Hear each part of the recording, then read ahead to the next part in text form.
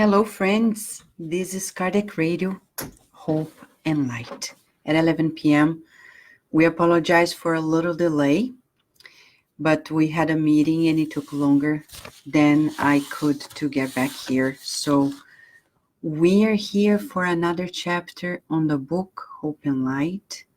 The book Hope and Light by Emmanuel and other spirit authors. Maria Dolores. We have Brother X or Humberto de Campos. We have several different spirit authors who wrote to Chico Xavier lessons that may boost our hope. And you may be asking, why is hope so important? So many people that think that hope is just like a thing that is not very important, but hope is so important. There's so much reasoning behind it too. It's not just a feeling, but a certainty that we progress. So that's why hope. We have hope based on the fact that we know we never regress, we always progress, right? Today, Emmanuel brings to us a beautiful lesson named Before Life. So he is calibrating ourselves to move forward, and he says, wealth is a lesson. Poverty is a trial. The lesson instructs. The trial corrects. Wealth is possibility. Poverty is necessity.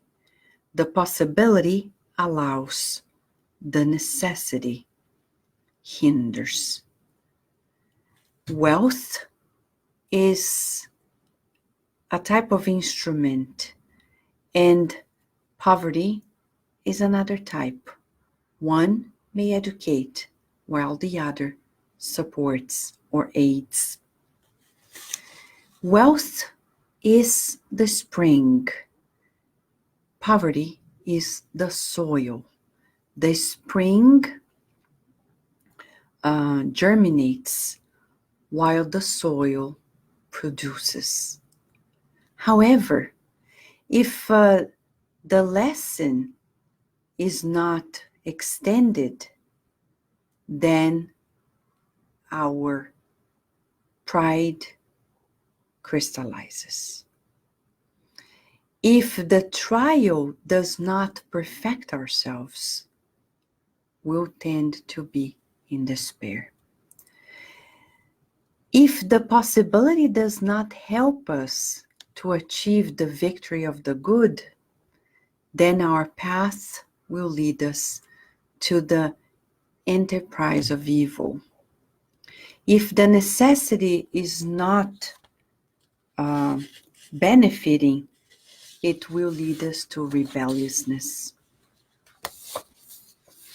If the instrument commands us to excess, the hammer becomes destructive. If the other instrument runs away from service, the work of information does not fulfill its goals. If the spring does not flows in itself, then the puddle will become dangerous. If then the instrument becomes lazy, there will be an immense desert. Let us recognize that wealth and poverty are simple conditions of the common progress, and they are adjusted in order in constant work. And in the constant work, they will be everywhere like divine force, taking the human soul, catapulting it from the earth to heavens in sublime ascension. It's very surprising that Emmanuel is talking about wealth and poverty, but he's titling it Before Life. So he's saying, before life. Well, life is about dealing with abundance and with shortage, right, of resources. How else are we going to boost our creativity?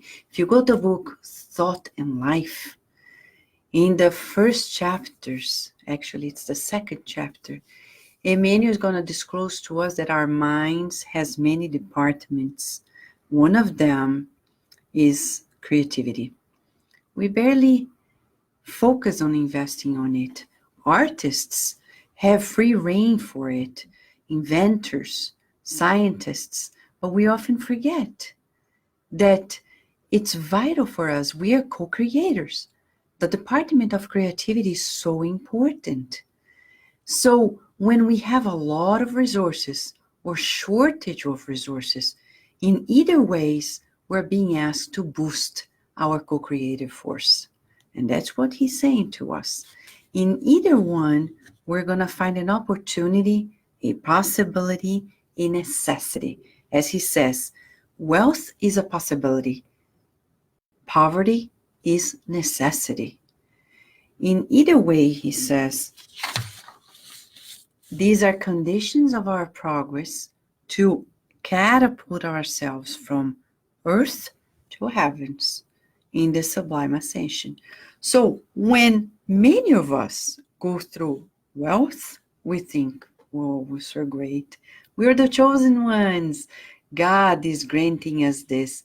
Oh, God is so good. You got a promotion. You got more money, more car. Oh, you must be doing great for God to give it to you. It's a fallacy of our perception.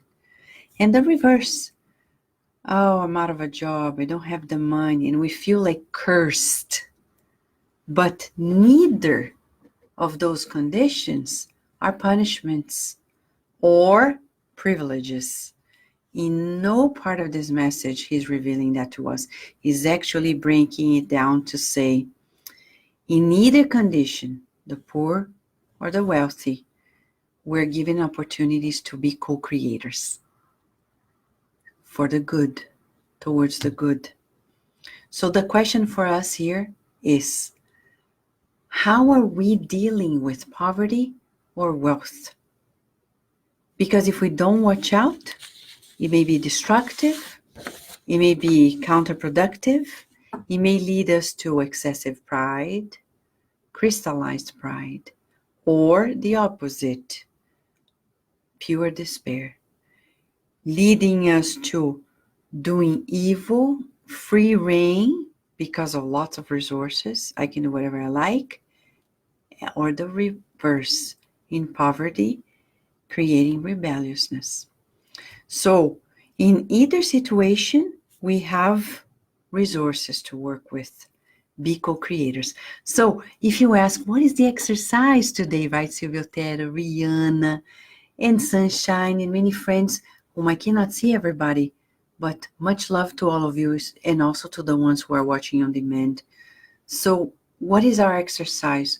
To visualize how we are co-creating with God in either situations. Let us boost the department of our co-creativity by realizing how I can boost my co-creative aspects in poverty and in wealth. That's our homework in the next 24 hours. Right, Carol Correa? Thank you, friends, for your patience.